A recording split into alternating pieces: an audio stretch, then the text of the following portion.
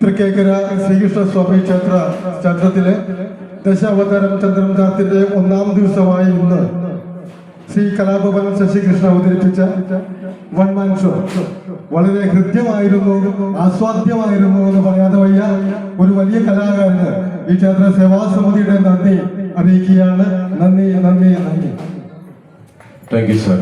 ഇവിടെ എന്നെ വിളിച്ചു വരുത്തിയ സാറിനും സംഘാടക ഉത്സവ കമ്മിറ്റിക്കാരും ഒരിക്കൽ കൂടി നന്ദി. Thank you. Thank you.